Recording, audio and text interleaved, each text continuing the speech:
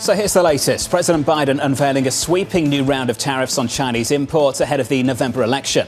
The decision looks to escalate measures first put in place by former President Donald Trump. The former House Speaker Kevin McCarthy joins us now. Speaker McCarthy, good to see you. Good to see you. Great to catch up, sir. What did you think of that from President Biden? Did Biden just out-Trump Trump? No, he can't do that. I mean, Biden opposed these tariffs before. And I actually believe when it was only Nixon can go to China, I think a Republican administration always has a better relationship with China and a stronger one.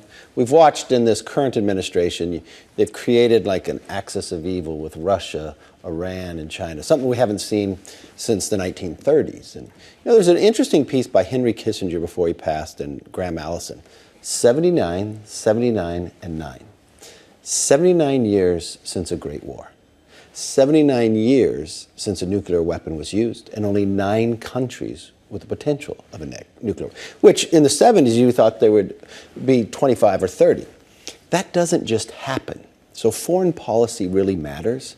The world is in a different place. They're looking for a strong kind of American Western leadership, and I think that's the challenges that we have. And Biden's decision in Afghanistan and what he's just doing with Israel, it's really harming the world, let alone America. And I think greater stability will go a long way. When it comes to China, though, Biden and Trump are largely on the same path. Trump is talking about 60% tariffs on imports coming from China on top of potentially a 10% tariff wall for all imports. Isn't that trajectory, isn't that the only place, you know this well, that there's bipartisanship in Washington when it comes to China? Well, you want to look at it.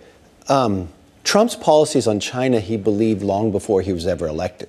Biden has flipped his position on China in the last year. So it's kind of what you believe. And I think in China's position, China always looks long term. So if they have somebody in there with a strong position, you usually can negotiate something there. I believe, and I think looking at the New York Times latest polling, Trump, election is today, Trump would win, and probably pretty big. Republicans would have a very big night. That you would have an agreement with China. You might think there's a little tension, you'll get a lot of good news for a while, but I think we would be in a much stronger place because there'd be greater respect on each side, and that's where you could come to an agreement. But an agreement on what? I think you could get a lot of places on agreement on trade, agreement on the movement of China and Russia and Iran. I think China moving into the Middle East, bringing Iran and Saudi Arabia together, you wouldn't see that as much anymore. I think America would take back the place that they've stood before. So you were with the former president last night, according to photos I saw online. What are you hearing from him and his team about what 2.0 would look like? Would that also maybe include someone like yourself? Look, you never prejudge where it is, but I think the president, he's very upbeat. You look at what he's going through. Interesting thing. I think the White House has taken a position, and almost every position they're taking is all political, like this China position, Israel position, what he's looking at. And I mean, if you look at Biden in the last elections, and you're a station that plays with numbers, Biden won the last election by 48,918 votes. But his favorability rating at that time was plus 10. Now it's minus 20. You've got 6 states that are swing states, and Trump has been leading in 5 of them for like 14 months. And now Minnesota, which a Republican has not won since 1972. When Ronald Reagan swept 49 states, he didn't win Minnesota, but now it's a tie within Minnesota. So it's a much different play going forward. And I think their position, they thought going after Trump in a judicial way would help them. I think it's hurt them. You also see independents now. I mean, by a margin of 53 to 42, independents believe another 4 years of Biden will harm democracy. And they say democracy is on the ballot. So it's interesting what they have planned out. And my advice to the Biden administration, if you're in denial, you're not going to solve your problems. And they're kind of in denial of the problems they have. Can I just ask you a follow-up, though? You didn't answer my question. Would you consider going into a Trump administration? Look, I would consider to serve anywhere if I'm the best person to. I think in America, we need the best and brightest. But I think that's the last thing you look at. You want to lay out, make sure it's good policies. You want an election to be about policies and ideas. Then people can govern in a better way. I want to try to strip away some of the politics from the policy. Sure. And try to understand, looking forward, You talk about, under a Trump administration, this idea of some agreement with China. I'm more focused on Europe, frankly, because under a Trump administration, it was America go it alone, America first, going out of NATO, really pressuring the European Union to do more. How much is that going to be basically the state of play going forward in the Republican administration at a time where a lot of people are saying you need an alliance to really counter some of these threats that you're talking about? That's a great question. And we should look, because now we have time to compare what transpired in the Trump administration and what happened now. Was Trump tough with NATO? Yeah, but now you're watching the European nations actually spend more what they had promised to do on their defense, which they haven't. But let me answer your question, okay? Now what you didn't have war in Europe.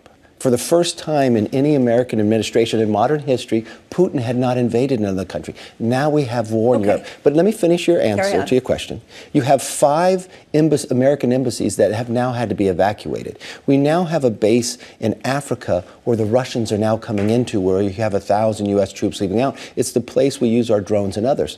So I know what the topic is, and maybe the brushness of Trump's message, but we actually had positive returns within there. So it's a difference of opinion, whether you like the headlines or not, but you really have actual facts on the basis of what a Biden administration looks like in Europe and what a Trump administration looks like. Although there are long and variable lags with a lot of policies, so it's hard to identify exactly where some of the gains come from, depending on who comes out. Well, you had the Abraham Accords, which I believe people should have got a Nobel Peace Prize over, but had Biden embraced the Abraham Accords, I don't think you would have had October 7th. But my question was with Europe, and particularly on the commercial side of things, because what we hear from a lot of executives is they don't know how to even shape policy, given they don't understand what the policy in the U.S. is going to be to European goods. Are they going to start to put up walls to those too to try to really enhance the industrial production of the United States? Are they going to work together? Is there going to be cohesiveness at a time where France seems to open to the idea of accepting electric vehicles from China?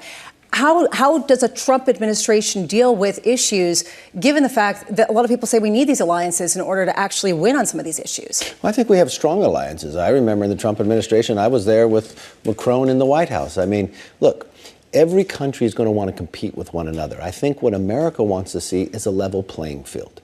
It's a disadvantage if America starts further behind. And France, they want to have a level playing field, but every country is going to compete in different ways. And I just believe at the end of the day, you will find the policies we had under the Trump administration, the policies we have today, America didn't have inflation. We were stronger around the world. Incomes were rising. And what you're finding in the New York Times polls, America sees that too. And I think the number one issue people are going to drive is going to be inflation, the border, are they going to be the 2 largest drivers of this election. You don't think that birth control and abortion are going to be a big factor as well? I do think it'll be, but it'll be in certain spots. It was a big factor in the last election. But remember this. I mean, you also look to what's going to happen in the Senate and what's going to happen in the House. I was leader for 5 years, and every single cycle, when I was leader, Republicans picked up seats, even though Republicans lost everywhere else. When Biden was on the ticket, it was the first time since 1994, not one Republican in the House lost. In the last election, abortion was a very big issue.